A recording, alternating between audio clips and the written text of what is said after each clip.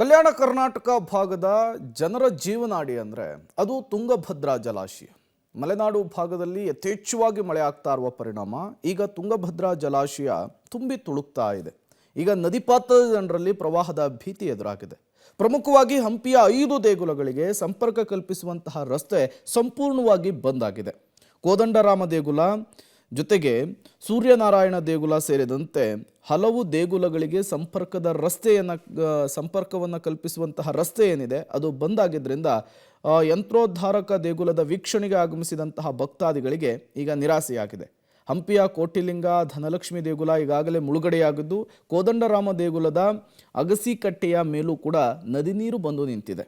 ತುಂಗಭದ್ರೆಯ ಕೋದಂಡರಾಮನ ಪಾದಸ್ಪರ್ಶ ಮಾಡಿದಾಳೆ. ನದಿಗೆ ಇನ್ನಷ್ಟು ಪ್ರಮಾಣದ ನೀರು ಹರಿಬಿಡುವ ಸಾಧ್ಯತೆ ಇರುವುದರಿಂದ ಪ್ರವಾಹದ ಆತಂಕ ಸಹಜವಾಗಿಯೇ ಜಾಸ್ತಿಯಾಗಿದೆ. ಹಾಗಾದರೆ ಸದ್ಯಕ್ಕೆ ಪರಿಸ್ಥಿತಿ ಹೇಗಿದೆ ಅಂತೇಳಿ ನಮ್ಮ ಬಳ್ಳಾರಿ ಪ್ರತಿನಿಧಿ ಅಮರೇಶ್ ಒಂದು ಪ್ರತ್ಯಕ್ಷ ವರದಿ ಕೊಟ್ಟಿದ್ದಾರೆ. ಬನ್ನಿ ನೋಡ್ಕೊಂಡು ಬರೋಣ.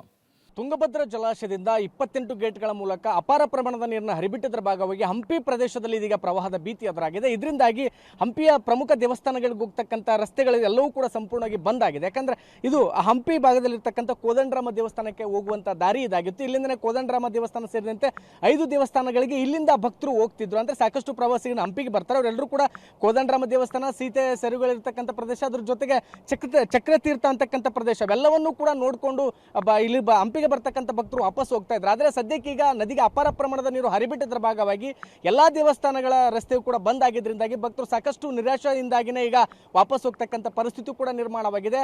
ಹಂಪಿಗೆ ಪ್ರತಿನಿತ್ಯವೂ ಬೇರೆ ಬೇರೆ ರಾಜ್ಯದ ಬೇರೆ ಬೇರೆ ಭಾಗಗಳಿಂದ ಸೇರಿದಂತೆ ಬೇರೆ ರಾಜ್ಯಗಳಿಂದಲೂ ಕೂಡ ಸಹಸ್ರಾರು ಸಂಖ್ಯೆಯಲ್ಲಿ ಭಕ್ತರು ಬರ್ತಾರೆ. ಆದರೆ ಸದ್ಯಕ್ಕೆ ಈಗ ಇಷ್ಟು ಪ್ರಮಾಣದ ನೀರು ನದಿಗೆ ಬಂದಿದ್ರ ಭಾಗವಾಗಿ ಸಾಕಷ್ಟು ನಿರಾಶೆ ಉಂಟಾಗ್ತಾ ಇದೆ. ಅಂದ್ರೆ ಭಕ್ತರಿಗೆ ದೇವಸ್ಥಾನಗಳಿಗೆ ಹೋಗ್ತಕ್ಕಂಥ ಅವಕಾಶ ಸಿಗ್ತಾ ಇಲ್ಲ.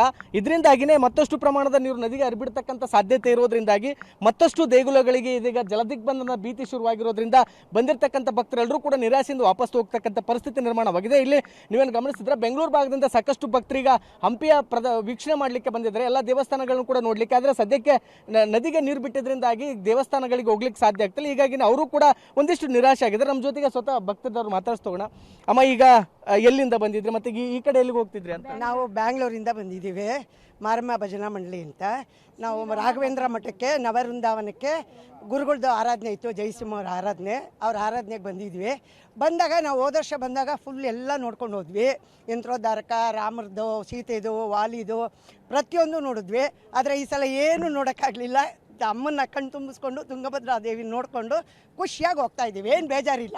ಮೇಡಮ್, ಈಗ ವಿರೂಪಾಕ್ಷೇಶ್ವರ ದೇವಸ್ಥಾನ ನೋಡ್ಕೊಂಡು ಮತ್ತೆ ಈ ಕಡೆ ಬಂದಿದ್ರಿ, ಕೋದಂಡರಾಮ ದೇವಸ್ಥಾನಕ್ಕೆ ಹೋಗ್ತಾ ಇದ್ರಿ. ಬಟ್ ಕೋದಂಡರಾಮ ದೇವಸ್ಥಾನಕ್ಕೆ ಹೋಗ್ಲಿಕ್ಕೆ ಸಾಧ್ಯ ಆಗ್ತಾ ಇಲ್ಲ. ಅದು ತುಂಗಭದ್ರಾ ಹರಿಯೋದು ನೋಡಿ ಅದಕ್ಕೆ ಹೋದಷ್ಟೇ ಸಂತೋಷ ನಮ್ಗೆ ಆಗ್ತಾ ಇದೆ.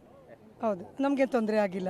ನಾವು ಫಸ್ಟ್ ಟೈಮ್ ಬಂದಿದ್ದೀವಿ ಸರ್. ಫಸ್ಟ್ ಟೈಮ್ ಬಂದಿದ್ದೀವಿ, ಅದಕ್ಕೆ ಎಲ್ಲರೂ ಆಸೆಯಿಂದ ಬಂದಿದ್ದೀವಿ ನೋಡ್ಕೊಂಡು ಹೋಗೋಣ ಅಂತ ಆಸೆ ಇತ್ತು. ಇವಾಗ ನೆಕ್ಸ್ಟ್ ಟೈಮ್ ಬಂದು ನೋಡಬೇಕು ಅಂತ ಒಂದು ಆಸೆ. ಅವಾಗ ಅಂದ್ರೆ ಇದಿಷ್ಟು ಬೆಂಗಳೂರಿಂದ ಬಂದಿರುವಂತ ಭಕ್ತರು ಹೇಳುವಂತ ಮಾತು. ಸಾಕಷ್ಟು ಒಂದಿಷ್ಟು ನಿರೀಕ್ಷೆಗಳನ್ನ ಇಟ್ಕೊಂಡು ಹಂಪಿಯನ್ನು ವೀಕ್ಷಣೆ ಮಾಡ್ಲಿಕ್ಕೆ ಬಂದಿದ್ವಿ. ಆದ್ರೆ ಎಲ್ಲಾ ದೇವಸ್ಥಾನಗಳನ್ನು ಕೂಡ ವೀಕ್ಷಣೆ ಮಾಡ್ಲಿಕ್ಕೆ ಆಗ್ಲಿಲ್ಲ. ಬದಲಾಗಿ ಗಂಗೆಯನ್ನ ಕಣ್ತುಂಬಿಕೊಂಡು ಹೋಗ್ತಾ ಇದೀವಿ ಅನ್ನುವಂತ ಒಂದಿಷ್ಟು ಆಶಾದಾಯಕ ಮಾತುಗಳನ್ನು ಸಹ ಇವರು ಹೇಳ್ತಾ ಇದ್ದಾರೆ. ಕ್ಯಾಮ್ರಾಮನ್ ಲುಕ್ಮಾನ್ ಜೊತೆ ಅಮರೀಶ್ ಅಲ್ಕ, ಹೊಮ್ಮಿನಾಳ, ಪಬ್ಲಿಕ್ ಟಿವಿ, ಬಳ್ಳಾರಿ.